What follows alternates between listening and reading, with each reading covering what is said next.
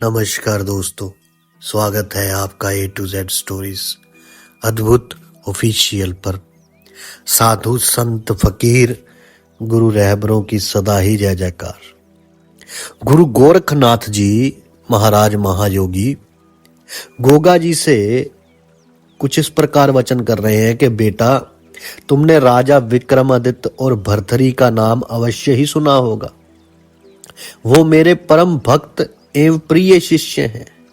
सो राजा भर्तृहरि तो अपनी रानी पिंगला के कुकर्म से दुखी होकर उज्जैन नगरी का राज अपने भाई विक्रमादित्य को सौंपकर स्वयं अमर फल सेवन करके अमर हो तपस्या करने में मगन है। अब अकेला राजा विक्रमादित्य ही बड़े राज्य को संभाले हुए है। उसने जनता की सेवा और दीन दुखियों का दुख मिटाना ही अपनी जिंदगी का उद्देश्य बना लिया है। ऐसा पराया दुख हरण राजा आजकल इस देश में होना अति ही दुर्लभ है। ऐसा धर्मात्मा नरेश बड़े भाग्य से ही भारत को मिला है। सो हे बेटा, खूंखार हुणों ने सारे भारत को कुचल कर अब उज्जैन नगरी को घेर लिया है। ये दुष्ट हुण चीन देश के पश्चिमी सीमा से भारत में घुस आए हैं। ये बड़े ही लड़ाके होते हैं और इनके मुख पर बाल नहीं जमते। इनके कंधे चौड़े और नाक चपटी होती है। ये लोग राक्षसों की भांति खूंखार बन लूटपाट करते हैं। आग लगाने और नरसंहार करने में इन्हें अपार आनंद आता है। इन्होंने धोखे से कश्मीर पर कब्जा कर लिया है और इनका सरदार मिहिर कुल बड़ा क्रूर है। वे हाथियों को पहाड़ की चोटियों से धकेल कर उनकी दर्द भरी चीखों से अपार आनंद लेता है। वे मठों को, मंदिरों को नष्ट भ्रष्ट करना अपना कर्तव्य समझता है। इन राक्षसों के हमले के कारण भारतवर्ष के अनमोल ऐतिहासिक संग्रहालय नष्ट हो गए हैं। सो हे मेरे प्यारे बेटे, अब तुम अपने वीर बहादुरों और चुने हुए साथियों को संग लेकर उज्जैन नगरी पहुंचकर राजा वीर विक्रमादित्य की मदद करो और इन खूंखार दरिंदों को ऐसा सबक सिखाओ कि उन्हें छठी का दूध याद आ जाए और फिर कभी भारतवर्ष की तरफ मुंह करके भी ना देखे। ठीक तो ये रहेगा कि इन्हें अधमरा करके अपने साथ ही मिला लो। महायोगी गुरु गोरखनाथ की बात सुनकर गोगावीर मुस्कुराकर बोले, गुरुदेव, आपकी आज्ञा शिरोधार्य है। मैं अति शीघ्र ही उज्जैन नगरी पहुंचकर राजा वीर विक्रमादित्य के दुश्मन हुणों को हराकर आपकी आज्ञा का पालन करूंगा। परंतु मेरा ख्याल ये है कि आपने को उच्च कहलाने वाले ये सफेद पोश बणिए ब्राह्मण, राजपूत, राजे महाराजे इन दुष्टों को अपने में मिलाने को राजी नहीं होंगे तो हमारे देश में बेहद खराबियों ने अड्डा जमा लिया है। इन बड़े कहलाने वाले ब्राह्मणों ने अपने भक्तों को उल्टा सीधा समझाकर इन अछूत कहलाने वाले कमजोर वर्ग को मिटाने का ठेका ही ले रखा है। ये उनके घरों को बर्बाद कर उन्हें समुद्र पार निकलवा कर उनकी बहु बेटियों को ले भागते हैं और जो भी कुकर्म ये कर सकते हैं वे उनके साथ करते हैं। अगर इनके स्वार्थ में रुकावट पड़ती है तो धूर्त झूठे सच्चे ऐब लगाकर इन बेगुनाहों को समुद्र पार भेज देते हैं। तो ये सताए हुए भारतवासी रात दिन प्रभु से प्रार्थना करते हैं कि हे भगवान, हम बेगुनाहों पर जो जुल्म हुआ है उसका बदला आप कब दिलाओगे। एक द्रौपदी के चीर हरण के कारण आपने कौरवों के पूरे कुल का विनाश कर दिया, परंतु हम अनाथ भी तो आपके ही हैं। हमारी पत्नी व बहनों के साथ जो कुकर्म इन धनाढ्य भारतवासियों ने किए हैं, क्या वे द्रौपदी के चीरहरण से कम है। प्रभु, तुम भी क्या इन्हीं धूर्तों से मिल गए हो? तो वहां तुम्हारी धन धान्य से पूजा होती है। हम गरीब उनकी बराबरी नहीं कर सकते। शायद इसलिए आप हमारी सहायता करने में आनाकानी कर रहे। आपने अपना नाम ही दीन बंधु रख लिया है। हम आपको भूल तो सकते नहीं, पर हमें देखना है आप हमारा उद्धार कब तक नहीं करोगे। हमें अपने पाप कर्मों का तो पता नहीं, परंतु इस जन्म में हमने धनाढ्यों से बहुत ही कम पाप कर्म किए हैं। गुरुजी, अगर ऐसी ही हालत हमारे देश वालों की रही तो हमारे भारतवर्ष को बुरे दिन भी देखने पड़ सकते हैं। अभी तो हूणों ने ही हमला किया है, आगे ना मालूम ऐसे कितने हमले होंगे।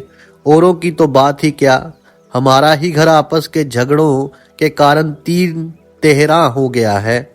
बड़ों ने क्या ठीक कहा, खेत में उपजे सब कोई खाए, घर में हो तो घर बह जाए। ये फूट की बीमारी है तो बहुत बुरी, ना मालूम किसके शराब से ये हमारे देश में घुसी है। जहां सुम्मत वहां संपत्ति नाना, जहां कुम्मत वहां भीख ना पाना।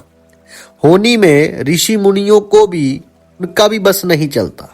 आपकी आज्ञा पालन मेरा परम धर्म है। मैं उज्जैन जाने की तैयारी करता हूँ।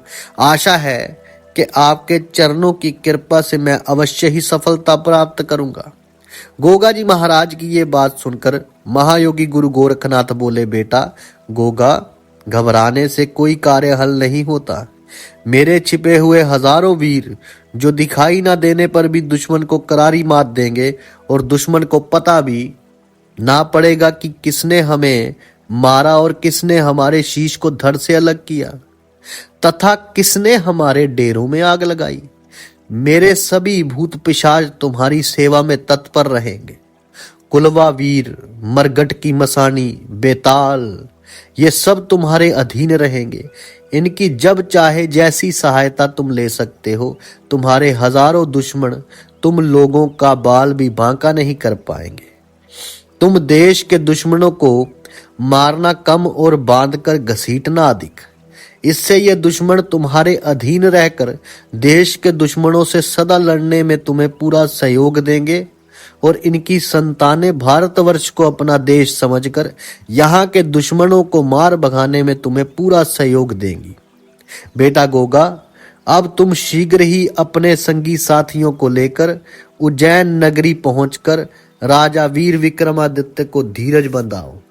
अपने गुरुदेव महायोगी गुरु गोरखनाथ की बात सुनकर गोगा वीर जी महाराज ने गुरु जी के चरणों में अपना मस्तक नवा सारी बात रानी श्रीयल को अपनी कुटिया पर पहुंचकर विस्तार पूर्वक सुनाई, जिसे सुनकर रानी श्रीयल प्रसन्न हो बोली, मैं भी अपना मर्दाना भेष धारण कर और घोड़े पर सवार होकर पांचों हथियार बांध आपके संग उज्जैन चलूंगी।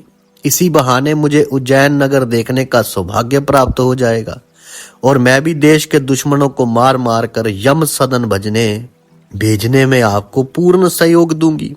इधर रानी श्रीयल उज्जैन देखने की खुशी में मन ही मन प्रसन्न हो रही थी, और उधर गोगा वीर जी ने अपने मुख्य वीरों को ददरेवा नगर भेजकर नरसिंह पांडे, रत्ना, भज्जू कोतवाल, ताखी नाग और भूरिया नाग सभी वीरों को गोरख टिल्ले बुलवा लिया। जब गोगा जी महाराज ने देखा कि सब बंधु बांध्य आ गए हैं, तब उन्होंने उनसे गले मिलकर सारी योजना समझाई और रानी श्रीयल को मर्दानी पोशाक पहनाकर पूर्ण रूप से राजकुमार बना दिया। श्रीयल जी को राजकुमार के बाणे में देखकर सभी मित्र मुस्कुरा उठे, और रानी का नाम सबकी सलाह से श्रीयल देव रख दिया गया। अब सातों जुझारू योद्धा अपने अपने घोड़ों पर सवार हो गोरख गुरु के चरणों में मस्तक नवाकर महायोगी गुरु गोरखनाथ की जय बोलते हुए उज्जैन नगरी को चल पड़े। उनके आगे पीछे भूत, बैताल, यक्ष, किन्नर, देवी देवताओं और दानवों की अपूर्व सेना भी चल पड़ी, जो दुनिया वालों को तो देख सकते थे पर उन्हें कोई इंसान नहीं देख सकता था। तो ये सभी बांके वीर कई रोज की मंजिल रात दिन तय करके मालवा प्रांत की राजधानी उज्जैन में जा पहुंचे। महायोगी गुरु गोरखनाथ के मायावी वीरों की सेना तो नगर की सैर करने के लिए बस्ती में गली कूचों में फैल गई, और ये सातों जुझारू योद्धा श्रीयल देव यानी कि रानी श्रीयल सहित राजा विक्रमादित्य की सभा में पहुंच राजा को प्रणाम कर अपना पूर्ण परिचय दिया। अब आगे क्या होता है वो आपसे साझा करेंगे अगली वीडियो में। तो यहाँ से एक बात याद रखना कि गोरख गुरु की कृपा से गोगा जी के साथ देवी देवताएं, बेताल, भूत, पिशाच, यक्ष सब उनके साथ चल पड़ते हैं, उनकी सेना बनकर। साधु संत फकीर गुरु रहबरों की सदा ही जय जयकार। जल्दी मिलते हैं एक नई वीडियो के साथ, तब तक के लिए आप सबका धन्यवाद। आप सबके भीतर बसे उस परमात्मा को मेरा प्रणाम। अलख निरंजन।